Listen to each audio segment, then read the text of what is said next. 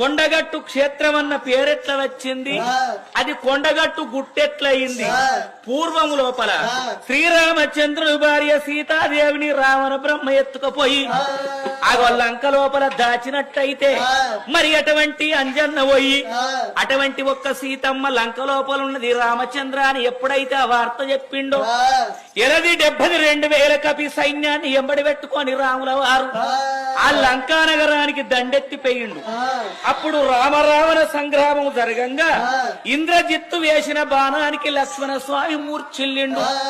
అయ్యో నా తమ్ముడు మరణమైనాక ఇక నాకు సీత ఎందుకు, అయోధ్య నాకెందుకు అని కలకల కన్నీరు తీస్తే అప్పుడు సుషేనుడనేటటువంటి వైద్యుడొచ్చి, అయ్యా మీ తమ్ముడు బ్రతకన్నంటే ఉదయగిరి పర్వతం దాటి సంజీవిని తీసుకొచ్చినట్టయితే మీ తమ్ముడు మరి సూర్యుడు ఉదయించక ముందు ఆ సంజీవి అందినట్టయితే మీ తమ్ముడు లేస్తాడు అని చెప్పిండు.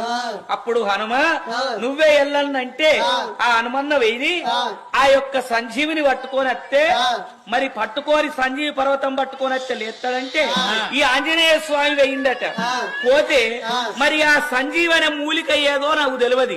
అనేకమైనటువంటి ఒక వృక్షములు ఉన్నాయి, మరి చెట్లున్నాయి, పుష్పములు పూసినాయి, లతలున్నాయి, లలితములు ఉన్నాయి, తీగలున్నాయి, ఎన్నో ఔషధాలు ఉన్నాయి. ఇంట్లో ఏదో సంజీవి నాకు తెలియదని పర్వతానికి పర్వతం బెకిలించుకొని రాగా ముట్టవంత పిల్ల వచ్చే తొవ్వ లోపల పడితే అవి ముచ్చంపేట కొండలై పుట్టినయి. ఓలో కులారా ఆ ముచ్చంపేట కొండల్లో అటువంటి ఆంజనేయ స్వామి కొలువై ఉన్నందుకు మరి అటువంటి ఒక్క బలుగురి దమ్మాయికి సంతాన ఫలం లేక మరి అటువంటి అక్కడ తపస్సు పడితే కొడుకు ఉడితే కొండాల రాయుడు అని పేరు పెట్టుకున్నది. ఆ కొండాల రాయుడు అటువంటి ఒక్క పరాయోని చేతులు నిన్ను రావద్దని అక్కడ బెల్లె వేసుకొని చచ్చిపోతే అది కొండాల రాయిని పేరు వీణ కొండగట్టు క్షేత్రమై పుట్టిందయ్యా ఓ పెద్దలారా. అగో బలుగురి దమ్మక్కయ్య